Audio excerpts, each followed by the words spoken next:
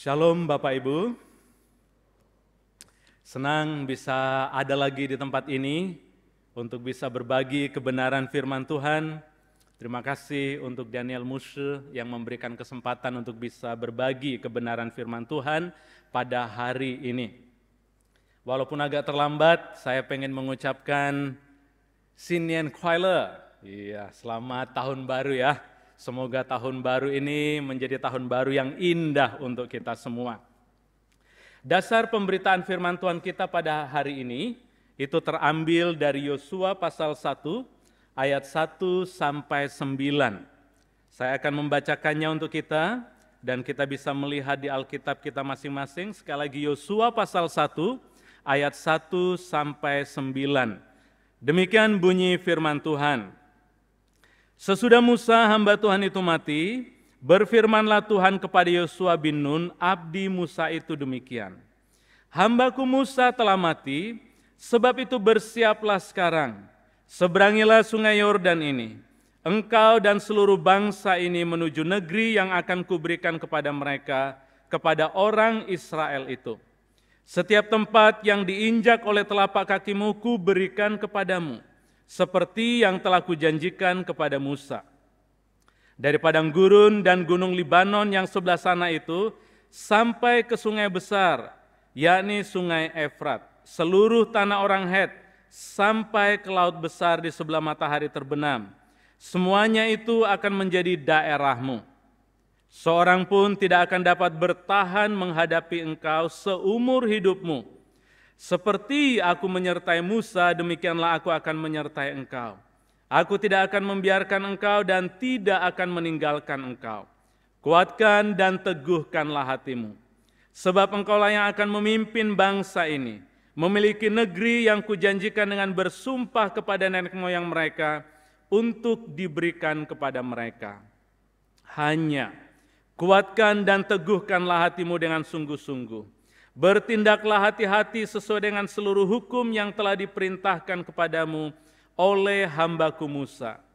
Janganlah menyimpang ke kanan atau ke kiri, supaya engkau beruntung kemanapun engkau pergi. Janganlah engkau lupa memperkatakan kitab Taurat ini, tetapi renungkanlah itu siang dan malam, supaya engkau bertindak hati-hati sesuai dengan segala yang tertulis di dalamnya. Sebab dengan demikian perjalananmu akan berhasil dan engkau akan beruntung. Bukankah telah kuperintahkan kepadamu, kuatkan dan teguhkanlah hatimu. Janganlah kecut dan tawar hati, sebab Tuhan Allahmu menyertai engkau kemanapun engkau pergi. Berbahagialah orang yang mendengarkan firman Tuhan dan melakukan kebenaran firman Tuhan ini di dalam kehidupannya sehari-hari. Bapak Ibu yang dikasihi oleh Tuhan, tema kebenaran firman Tuhan kita hari ini adalah Be Strong and Brave. Sebenarnya ayat ini terambil dari bacaan kita tadi, dari ayat yang ke-6, 7, dan kemudian ayat yang ke-9. Tema ini cukup menarik. Be strong and brave. Atau kalau kita mengikuti terjemahan Alkitab, dia katakan kuatkanlah dan teguhkanlah hatimu. Saya nggak tahu Bapak Ibu ketika memasuki tahun 2024 ini, bagaimana saudara memasukinya? Apakah saudara memasukinya dengan satu perasaan berat, beban, seperti kayaknya Tuhan, bisa enggak aku memasuki tahun 2024? Atau mungkin saudara merasa, wah saya ready untuk memasuki tahun 2024 ini. Saya excited, saya percaya bahwa ada banyak hal yang baik yang akan terjadi di 2024. Apapun keadaan kita, saya percaya tema ini untuk kita. Tuhan ingin agar kita bisa menjadi kuat dan berani di dalam memasuki tahun 2024. Hari ini kita akan belajar dari seorang tokoh yang kita baca tadi, yaitu Yosua. Saudara mungkin tanya, Pak, kenapa kita perlu belajar dari Yosua? Kenapa kita tidak belajar dari tokoh-tokoh yang lain tentang keberanian dan juga kekuatan? Nanti dalam pembahasan kebenaran firman Tuhan ini saudara akan tahu kenapa kita perlu belajar dari Yosua. Nah, kita akan langsung masuk di bagian yang pertama.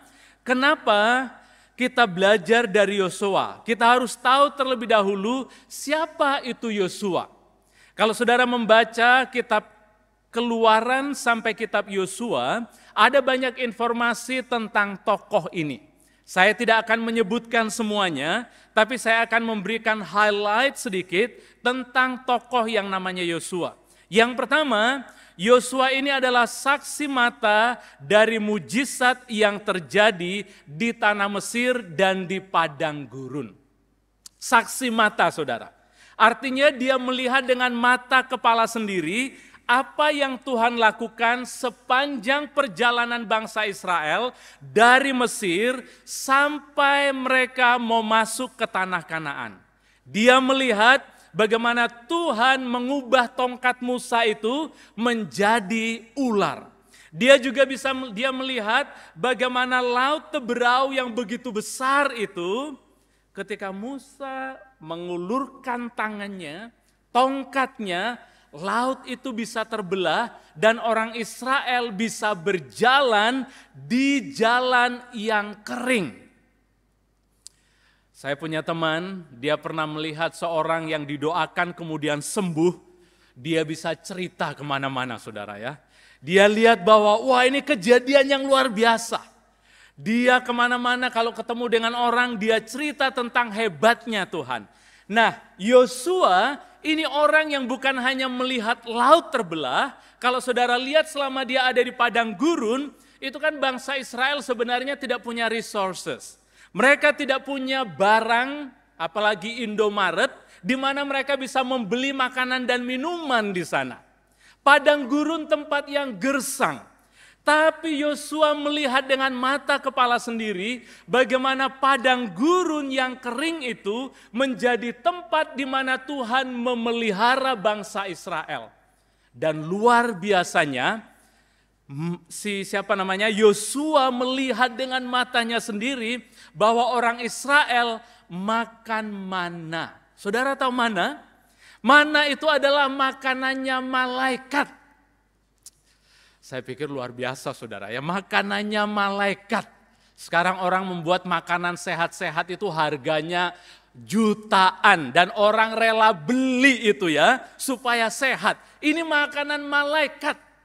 Dan saya pikir kenapa orang Israel waktu itu nggak jual ya? Kalau dijual itu harganya luar biasa mahal ya.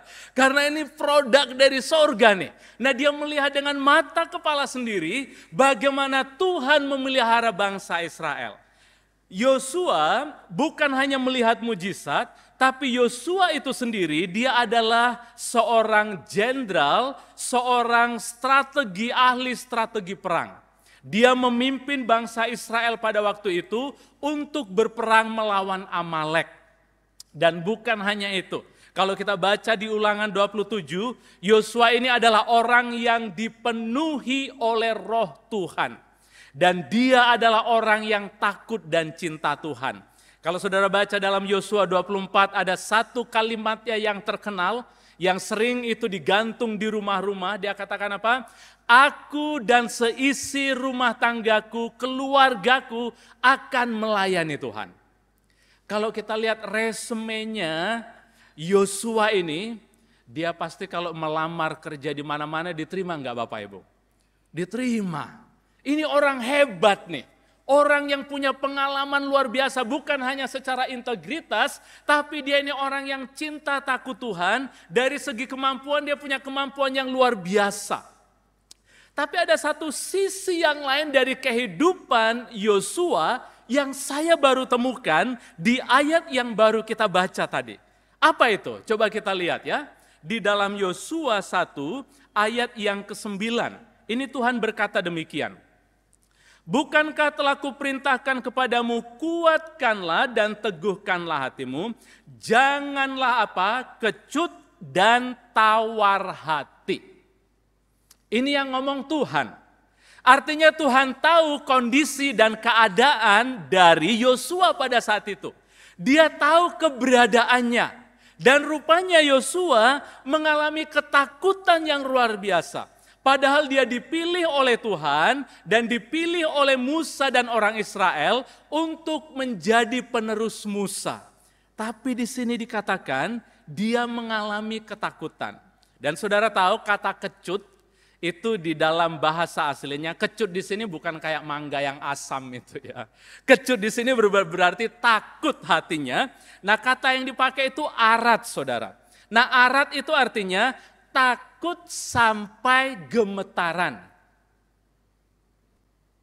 Come on Yosua, jenderal kok bisa takut sampai gemetaran? Kita punya jenderal ya yang sedang di dalam kontestan politik kita ya. Wah itu hebat itu, kayaknya nggak ada yang takut ya. Orangnya kelihatan hebat dan kuat. Tapi Yosua di sini dikatakan dia kecut dan takut sampai gemetaran karena tugas dan tanggung jawab yang Tuhan berikan kepada dia. Saya begitu bersyukur melihat Alkitab Bapak Ibu. Alkitab ini jujur menceritakan tentang orang-orang yang takut. Alkitab kita tidak hanya berbicara tentang orang-orang yang hebat. Alkitab memberikan ruang bagi kita yang takut, bagi kita yang lemah. Jadi kalau saudara merasa lemah, saudara merasa takut, saudara berarti normal, saudara ya. Karena Yosua juga mengalami itu. Dia mengalami ketakutan dan mengalami keputusasaan di dalam hidupnya. Apa yang membuat Yosua takut? Sebenarnya banyak hal yang membuat Yosua takut Bapak Ibu ya. Beberapa hal yang saya sebutkan di sini, saya tidak usah sebutkan semuanya. Yang pertama tadi saya sudah katakan, dia takut karena dia harus menggantikan Musa. Nah saudara tahu Musa itu kan pemimpin karismatis. Pemimpin yang luar biasa. Yang sudah buat mujizat yang besar. Tongkatnya aja bisa jadi ular. Tongkatnya aja bisa membuat batu karang mengeluarkan air. Tongkatnya bisa membuat laut itu terbelah. Yosua belum pernah mengalami itu. Dan dia dipilih untuk menggantikan Musa sebagai pemimpin. Saya ingin mengajak saudara untuk memakai sepatunya Yosua. Kalau kita dipilih untuk menjadi pemimpin, menggantikan pemimpin yang besar, pasti ada banyak ketakutan. Bisa enggak saya ya? Bisa enggak saya memimpin? Bisa enggak saya menggantikan pemimpin yang hebat itu? Dan bukan hanya itu, orang yang dipimpin Musa ini orang seperti apa Bapak Ibu? Alkitab bilang, orang Israel itu adalah orang yang tegar tengkuk. Tegar tengkuk, orang yang bebal dan orang yang susah mendengarkan orang lain. Kalau saudara ditunjuk menjadi pemimpin, dan saudara tahu bahwa orang yang saudara pimpin itu adalah orang yang sulit, kira-kira saudara excited enggak? Waduh, itu rambut kita bisa cepat putih itu saudara ya. Mikirin tentang orang yang sulit itu. Itu sebabnya Yosua begitu takut karena yang dipimpin ini adalah orang-orang yang tidak gampang. Dan bukan hanya itu, Tuhan memberikan tugas kepada dia untuk merebut tanah Kanaan. Saudara tahu, Kanaan itu dikuasai oleh orang-orang enak. Bukan enak kalau kita makan ya, namanya memang orang enak. Itu orang enak itu adalah keturunan raksasa. Itu orang yang besar-besar perawakannya. Makanya ketika 12 pengintai pergi ke tanah Kanaan, itu 10 orang bilang, waduh jangan deh kita pergi ke tanah Kanaan. Orangnya besar-besar, kita ini kecil-kecil, mana mungkin kita bisa untuk merampas dan merebut tanah itu. Jadi yang terpikir dalam pikiran Yosua itu seperti itu. Dan bukan hanya itu, untuk pergi ke tanah Kanaan mereka harus menyeberangi sungai Yordan. Nah sungai Yordan ini bukan sungai yang cetek saudara ya. Itu sungai yang dalam. Dan kalau itu pada banjir itu banyak membuat orang terseret arusnya. Dulu ada Musa yang bisa membelah laut Tebrau ya. Tapi ini siapa? Musa sudah mati. Itu yang membuat Yosua takut. Dan yang bottom line-nya, Dia sudah berusia sekitar 85 tahun. Laulah, sudah tua saudara. Sudah tua, memimpin orang-orang yang hebat ini gimana coba? Itu sebabnya dia sangat takut sampai gemetaran. Nah, pertanyaan untuk kita yang kita akan renungkan, bagaimana Tuhan menolong Yosua orang pilihannya untuk bangkit dari ketakutan dan kelemahannya untuk menjadi kuat dan berani kembali. Apa yang dilakukan oleh Tuhan untuk membuat Yosua berani kembali dan bisa menjalankan tugas dan tanggung jawabnya? Hari ini saya ingin memberikan beberapa prinsip yang Tuhan berikan kepada Yosua, dan saya percaya kalau kita ikuti prinsip-prinsip ini, itu akan menolong kita dalam memasuki kehidupan kita di tahun 2024. Mungkin ada di antara kita yang takut, mungkin ada di antara kita yang lemah, mungkin ada yang sudah merasa putus asa, aduh aku nggak tahu ke depan ini seperti apa. Tapi kalau kita mengikuti apa yang Allah katakan kepada Yosua, saya percaya Tuhan juga akan menolong kita untuk menjadi kuat dan berani dalam menjalaninya. Karena kalau kita melihat selanjutnya dari pasal 2 sampai pasal terakhir dari kitab Yosua, Yosua menjadi orang yang luar biasa.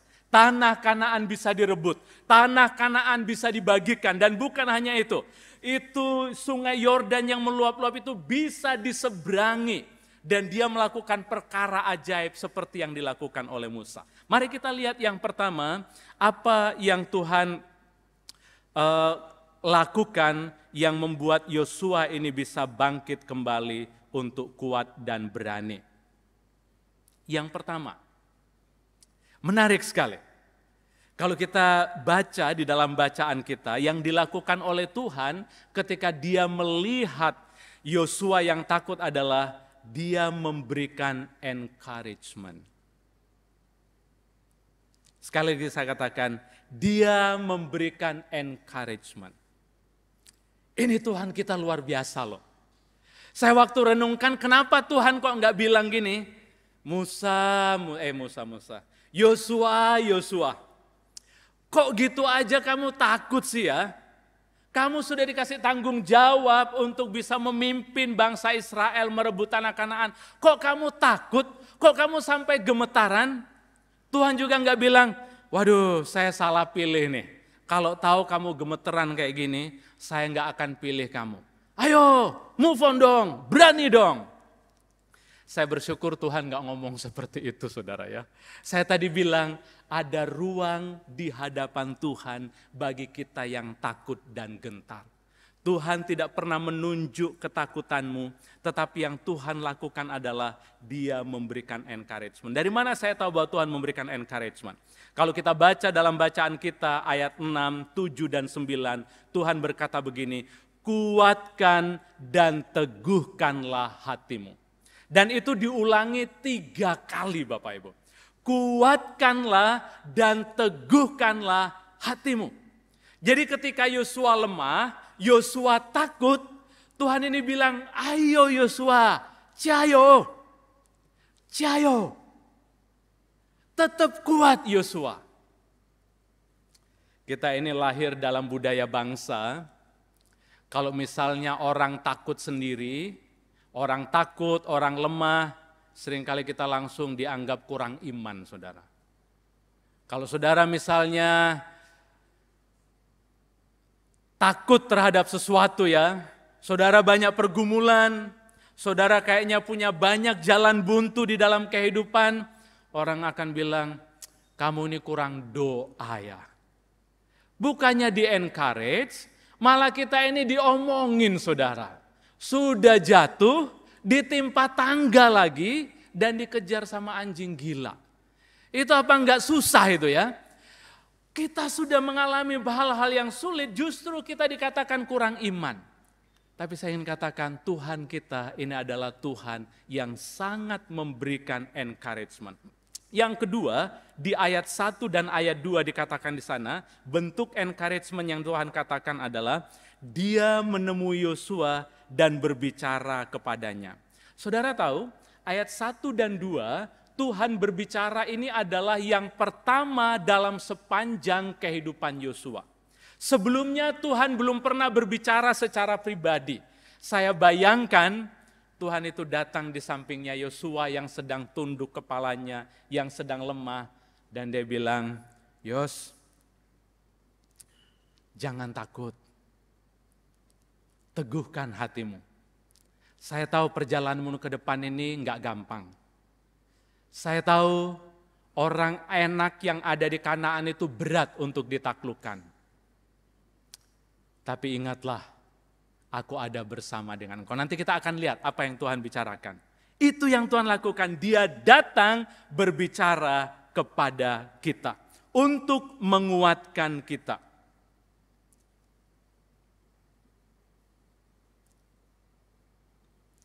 Yang berikutnya, kalau kita lihat di dalam Alkitab, selanjutnya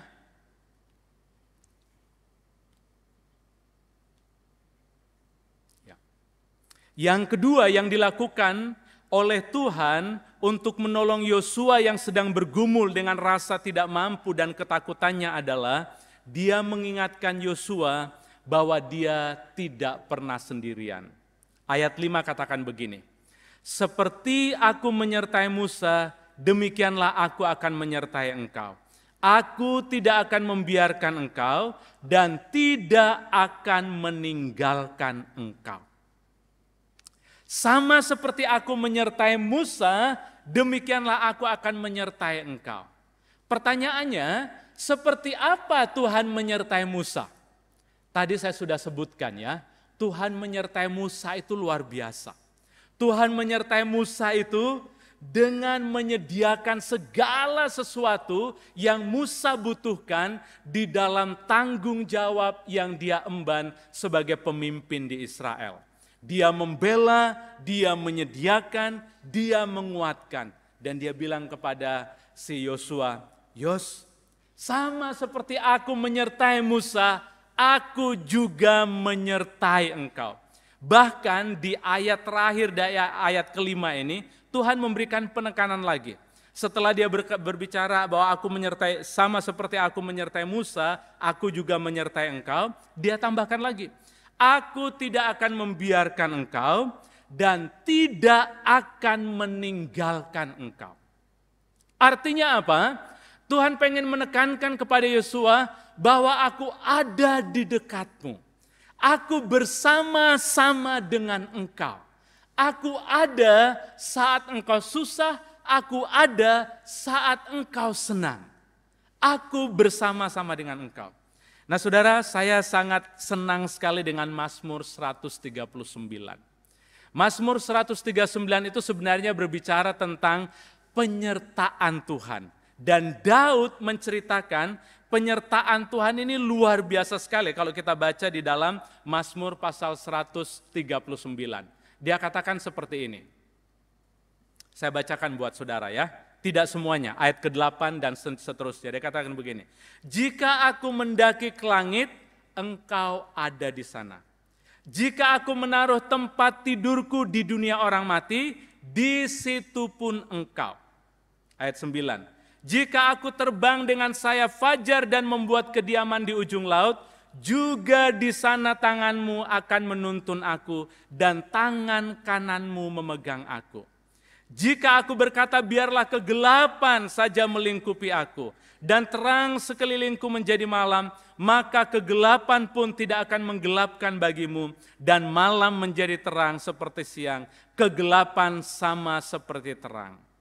Apa yang pemazmur ingin katakan? Pemazmur ingin katakan, dimanapun engkau, bahkan ketika engkau ada di ujung langit, aku ada di sana nak. Ketika engkau ada di tempat yang paling, dikatakan di sini dunia orang mati ya, itu tempat yang paling mengerikan pun, Tuhan ada di sana. Dia menemani engkau dan dia membaringi engkau. Bahkan di ayat terakhir dikatakan, sekalipun kegelapan melingkupi kita, kegelapan itu tidak akan menjadi gelap. Karena ada terang Tuhan di sana. Mungkin engkau merasa bahwa kehidupanmu begitu gelap. Mungkin engkau merasa engkau ada di dunia orang mati, yang tidak ada kehidupan di sana. Tapi saya pengen bilang buat saudara, Allah ada di sana. Dan ketika Yesus datang ke dalam dunia, dia memberi dirinya apa? Dengan nama Immanuel, Allah beserta kita.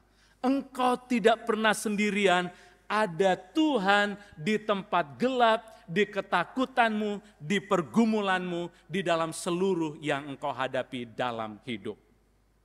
Saudara, penyertaan Tuhan ini mengingatkan saya akan pengalaman pelayanan saya ketika saya ada di Kalimantan Barat. Saya pernah diutus pelayanan pada waktu itu untuk praktek sekitar beberapa bulan di pedalaman Kalimantan Barat, berjalan 3 jam. Tidak ada kendaraan itu. Dan ini masih baru, pelayan baru, jadi excited, semangat sekali. Belum tahu banyak, tetapi semangat karena disuruh melayani. Nah, saya dikasih tahu oleh pembimbing, kamu pergi ke daerah itu, tugas yang kamu lakukan adalah yang pertama. Kalau kamu di sana setiap hari harus mengunjungi penduduk yang ada di sekitar tempat itu. Dan kebanyakan daerah itu adalah orang Dayak yang animisme.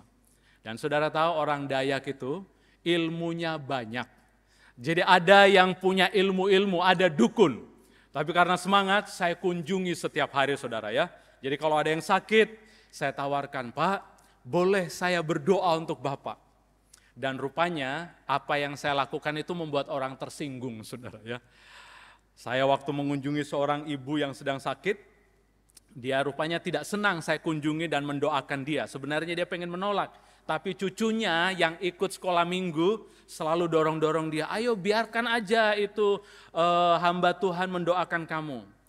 Dan kemudian saya pulang saudara, itu kami disediakan satu rumah kecil dengan satu kamar sederhana, saya tinggal di sana dan tidur di situ di rumah kecil. Malam itu ketika saya sedang tidur, ini kayak pokoknya sudah tertidur saudara ya. Saya tiba-tiba merasa gitar itu bunyi. Greng. Saya pikir, wah ini mungkin saya mimpi kali ya.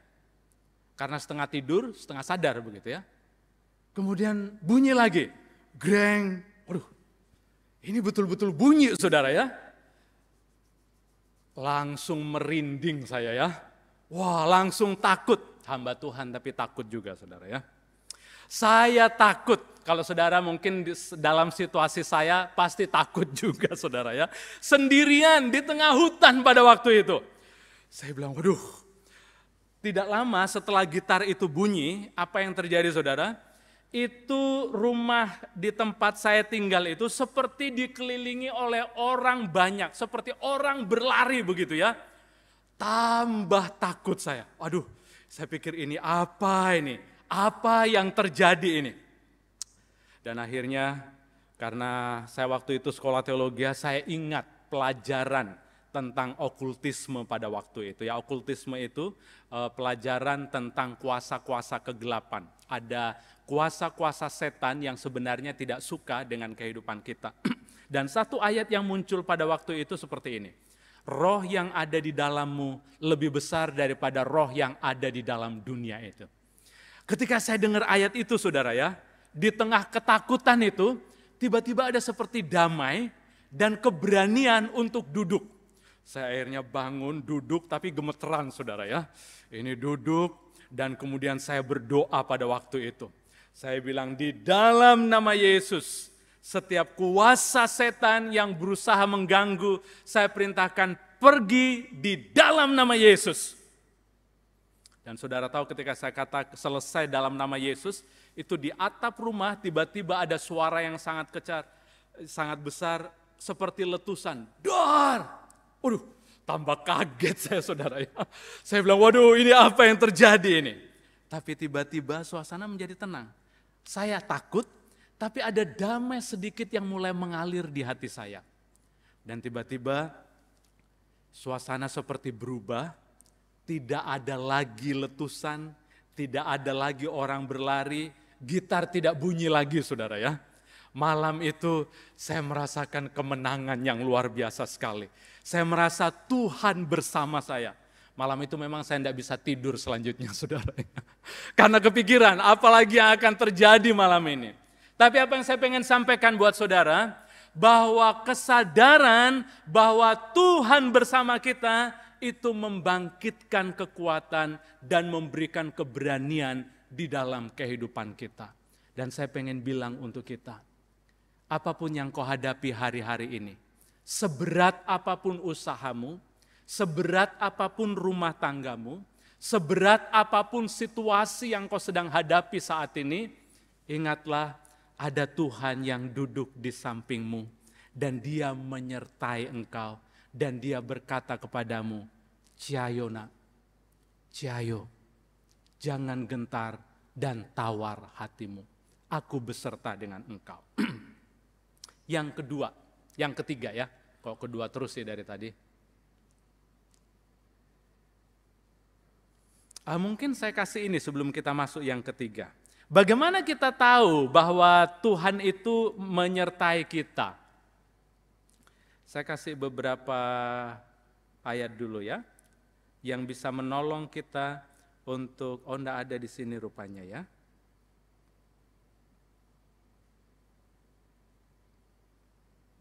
Bagaimana kita tahu bahwa Tuhan ini menyertai kita, saudara? Bagaimana caranya supaya kita tahu bahwa Tuhan menyertai kita? Saya kasih tips yang pertama. Kalau saudara pengen tahu bahwa Tuhan menyertai kita, cara yang paling awal yang harus kita lakukan adalah berdoa seperti Santo Ignatius. Ignatius punya doa yang luar biasa. Dia bilang begini, "Tuhan, bukalah mata hati saya sepanjang hari ini, supaya aku bisa melihat Engkau di dalam segala sesuatu yang aku lalui." Doa itu luar biasa loh. Kadang kita melalui hari ini dengan begitu sibuk, sehingga kita nggak lihat Tuhan lagi di dalam kehidupan kita. Padahal Tuhan seringkali muncul di dalam hal-hal yang kecil. Jadi kita perlu berdoa supaya di dalam hal yang sederhana, yang biasa pun kita bisa merasakan kebaikan Tuhan. Yang kedua, bagaimana kita bisa sadar akan kehadiran Tuhan? Yang kedua yang kita bisa lakukan adalah menghitung berkat-berkat Tuhan. Menghitung berkat-berkat Tuhan. Jangan pernah lupa kebaikan Tuhan. Ingatlah waktu-waktu yang lalu. Ingatlah akan karya Tuhan yang sudah engkau alami dalam kehidupanmu. Saya ingat ada seorang teman yang punya kebiasaan di rumahnya itu dibuat yang namanya pohon syukur. Jadi dibuat kayak pohon, ada ranting-ranting, kemudian setiap hari itu anaknya, keluarganya dikasih tugas, coba tempelkan kalau engkau bersyukur, apa yang kau syukuri sepanjang hari ini, nanti pulang tempelkan itu di situ. Jadi ditempelkan di dinding, ada anaknya yang tulis, bersyukur hari ini dapat nilai yang baik. Bersyukur hari ini temanku tidak bully. Dan 1 minggu pohon itu penuh, saudara ya. Kemudian satu keluarga mereka melihat, mereka baca satu persatu, dan mereka lihat, waduh, banyak rupanya kebaikan Tuhan di dalam hidupku ya.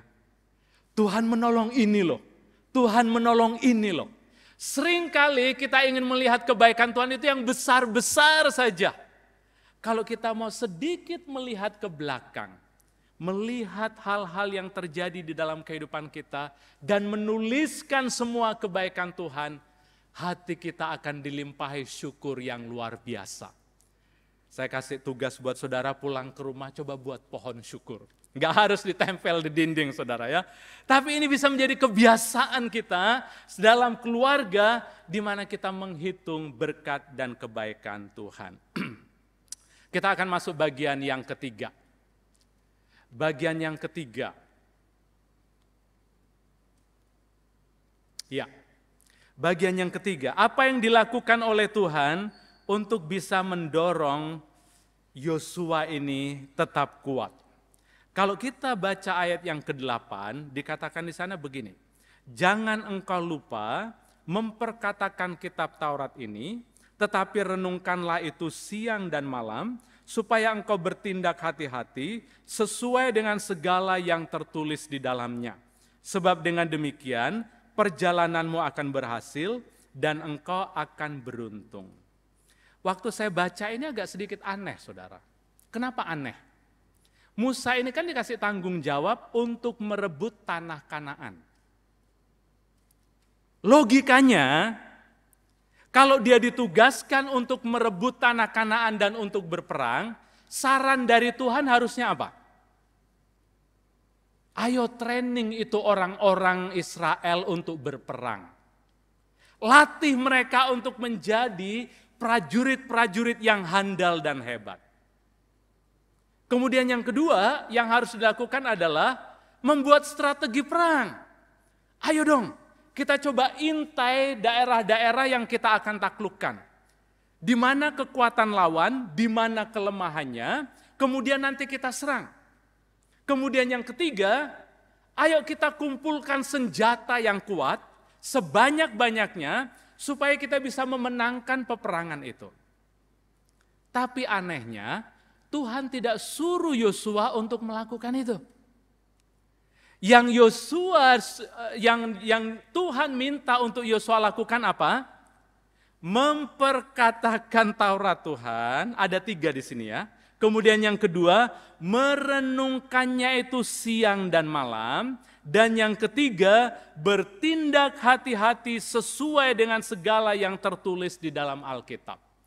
Saya pikir, Tuhan, apa hubungannya merenungkan firman Tuhan dengan merebut tanah Kanaan?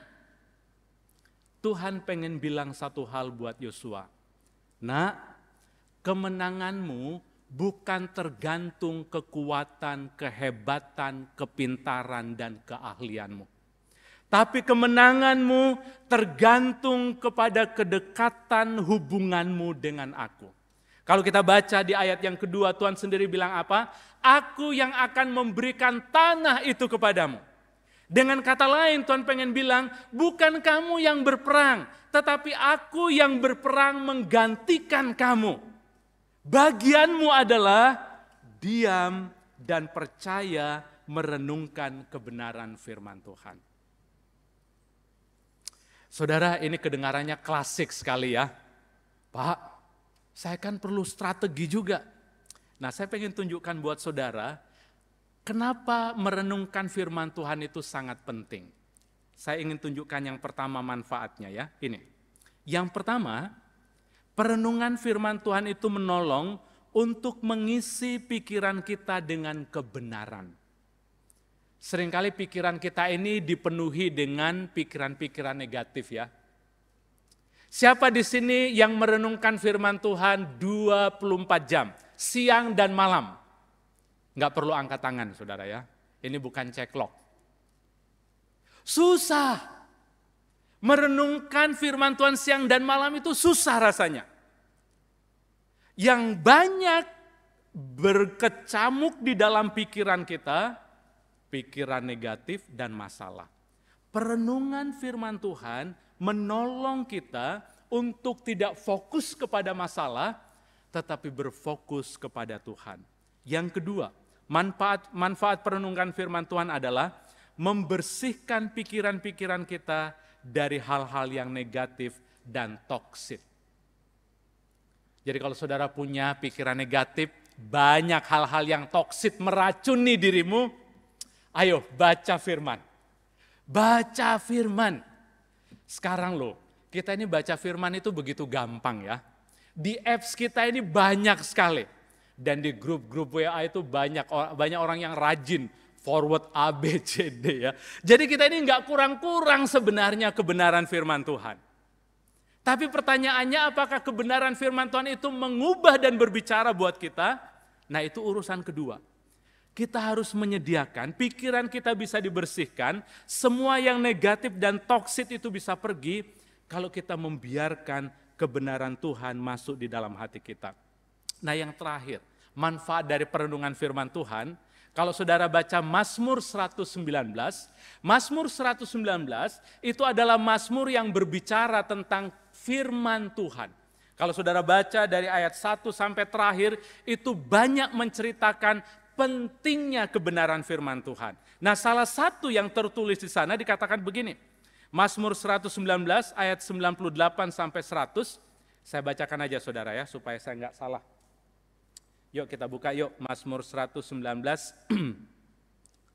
ayat yang ke-98. Saya lihat dulu ya, saya bacakan buat saudara.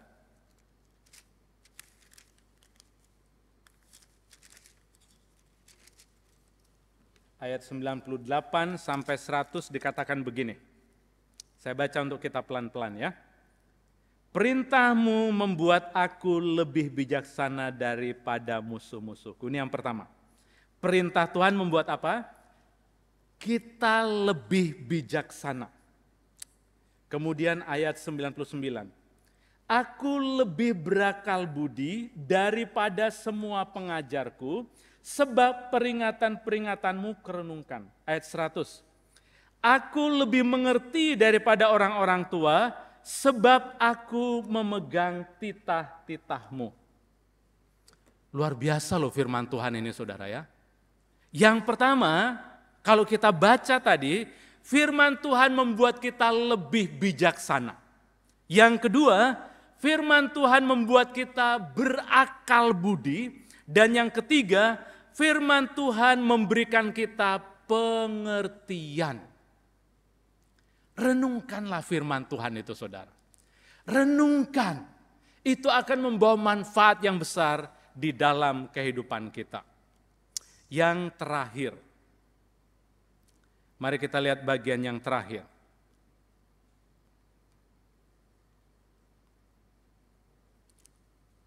Hal keempat yang dilakukan Tuhan untuk menolong Yosua yang bergumul dengan ketakutannya adalah Dia memberitahukan kepada Yosua bahwa dia tidak bisa sendirian. Dia butuh orang lain dalam menyelesaikan panggilannya. Dia perlu orang lain dalam menyelesaikan panggilannya. Dia tidak akan takut, dia tidak akan gentar kalau dia menyadari bahwa kita butuh orang lain. Nah, luar biasa sekali kalau kita baca di ayat yang ke-17 sampai ayat yang ke-18, di sana kata kuatkan dan teguhkanlah hatimu itu diulangi lagi saudara. Kali ini yang berbicara bukan Tuhan, tapi yang berbicara adalah para pemimpin Israel pada waktu itu. Dikatakan di dalam ayat yang ke-17, kita lihat di bacaan kita ya, dikatakan di sana bahwa para pemimpin Israel itu memberikan encouragement kepada Yosua. Dalam bentuk apa? Yang pertama, pemimpin mendoakan Musa. Dan mereka berkata seperti ini, semoga Tuhan Allahmu menyertai engkau seperti Ia menyertai Musa.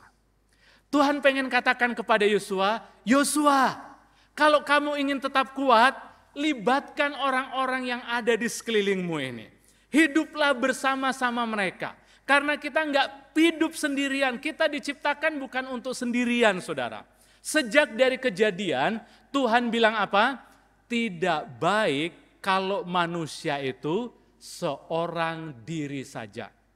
Seringkali kita menganggap ayat firman Tuhan itu hanya untuk pernikahan saudara ya. Itu bukan ayat khusus pernikahan.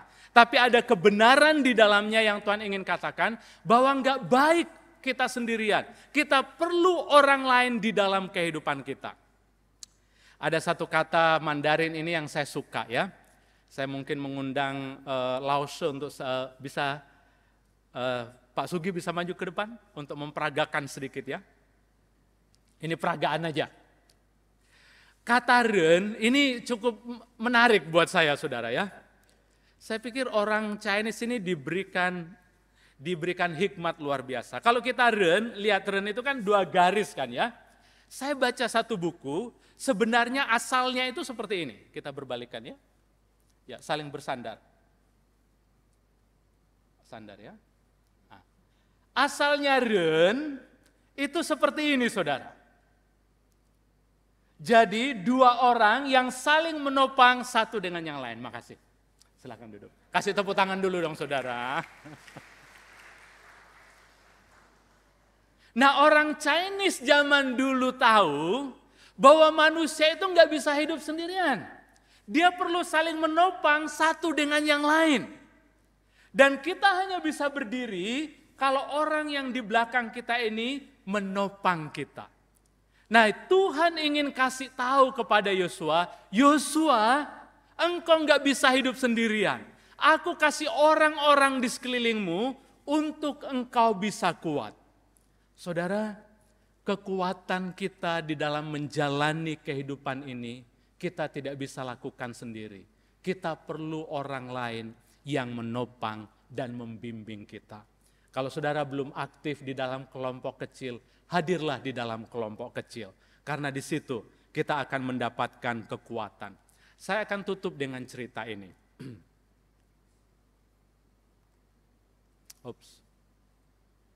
Oke. Sekitar tahun 2015, saya dan istri baru pulang dari China pada waktu itu. Kami melayani di China sekitar 9 tahun. Kemudian kami diminta untuk menjadi pemimpin di lembaga kami. Sebagai orang muda sangat excited sekali ya. Wah, pengen merubah banyak hal. Pengen menunjukkan kepada banyak orang bahwa ini pemimpin yang hebat. Tapi saya nggak menyadari bahwa semangat saya itu justru membuat batu bumerang buat saya. Saya dan istri mengalami burnout karena saya begitu komit terhadap pelayanan. Hubungan saya dengan istri itu kurang terjaga. Saya lebih mengutamakan pelayanan sehingga istri saya bilang pada waktu itu, padahal kami masih perlu menyesuaikan diri saat pulang ke Indonesia ya. Dia bilang, mending kamu menikah dengan pelayananmu daripada menikah dengan saya. Wah, saya kaget saudara ya. Saya pikir ada yang salah di dalam pernikahan saya. Saya berpikir bahwa pelayanan Tuhan ini lebih dari segala-galanya. Tapi Tuhan mengajar saya, bukan pelayanan Tuhan yang paling utama, tapi Tuhanlah yang paling utama di dalam hidup ini. Bukan pekerjaannya, tetapi Dia yang memiliki pekerjaan. Karena kalau kita terkoneksi dengan Dia yang memiliki pelayanan, itu membuat kita bisa melayani dengan baik. Sampai kepada titik istri saya sempat bilang, mungkin kita cerai dan pisah saja. Akhirnya saat itu, saya disarankan oleh pemimpin lembaga kami untuk mengambil cuti. Kamu perlu cuti dan konseling. Pemimpin untuk konseling malu saudara ya. Aduh, konseling. Ini pasti punya masalah ini pendeta ini. Kalau orang lain tanya, kok konseling? Wah, di mana muka saya?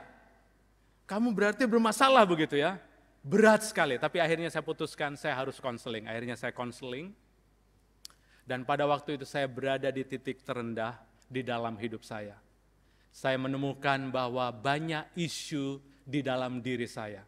Banyak motivasi pelayanan saya sebenarnya supaya saya mendapatkan pujian, supaya saya bisa terlihat hebat, supaya saya bisa terlihat wah, orang bisa memuji dan memberikan apresiasi atas apa yang saya lakukan. Berat sekali pada waktu itu. Tapi saya lihat Tuhan begitu luar biasa ya. Di tengah saya terpuruk, Dia mengangkat saya. Ada satu teman pada waktu itu yang ada di Australia, dia bilang, Chris, kalau kamu rest di Indonesia mungkin sulit. Kamu ketemu sama orang pasti akan ditanya, lagi buat apa sekarang Pak? Kalau bilang konseling susah begitu ya. Kalau dibilang wah lagi ada masalah di dalam keluarga, waduh ini enggak punya iman hamba Tuhan ini. Jadi berat kalau untuk tetap tinggal di Indonesia. Teman di Australia ini bilang datanglah ke Australia, kami akan membiayai semuanya. Dan di Australia kami 2 bulan pada waktu itu. Konseling, tidur, saudara tahu Elia? Elia itu hamba Tuhan yang burn out. Dan dia tidur saja kerjanya. Dan saudara tahu apa yang Tuhan lakukan? Melayani dia dengan menyediakan roti bakar setiap hari. Luar biasa loh ya. Itu malaikat yang bakarkan. Setelah dia kenyang tertidur lagi. Sampai dia pulih. Dan ketika di Australia, kami waktu itu jalan ke satu hutan. Dan kami temukan foto ini.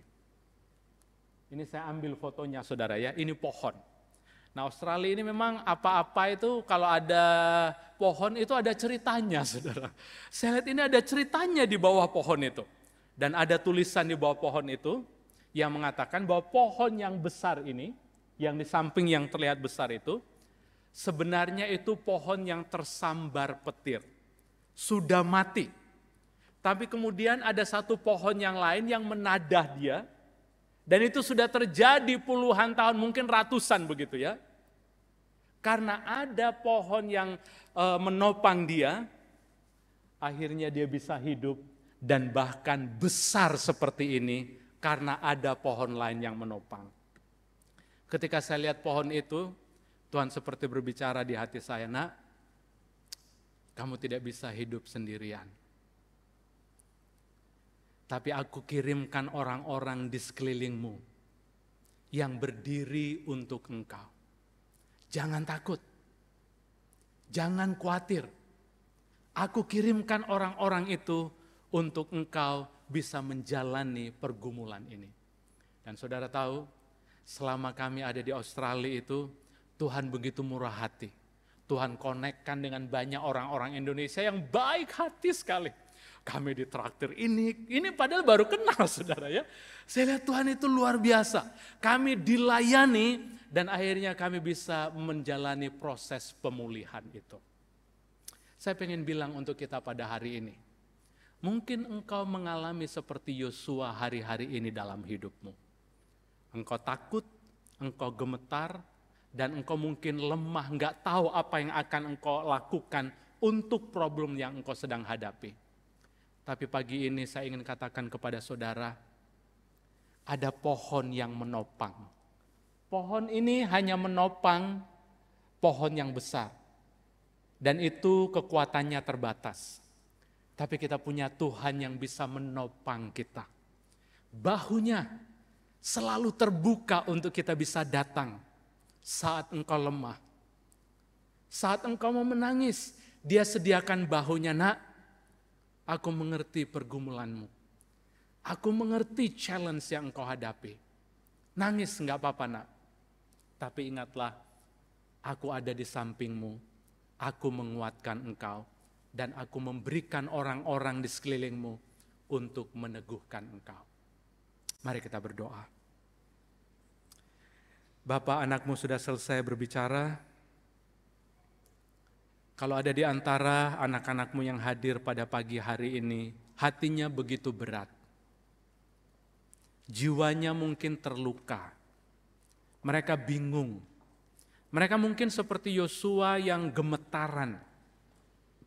Mari saat ini engkau yang hadir di sampingnya. Memegang tangannya, menguatkan dia. Ingatkan kepadanya bahwa engkau ada di sampingnya. Engkau ada di dekatnya. Bahkan Alkitab berkata, engkau menggendong dia. Biar Tuhan anak-anakmu dalam memasuki tahun 2024 ini, dengan semua problem yang ada, kami semua bisa menjalani dengan kekuatan, dengan kemenangan, karena kami tahu bahwa Tuhan yang berperang bagi kami. Tuhan yang menyertai kami. Di dalam nama Yesus kami berdoa. Amin.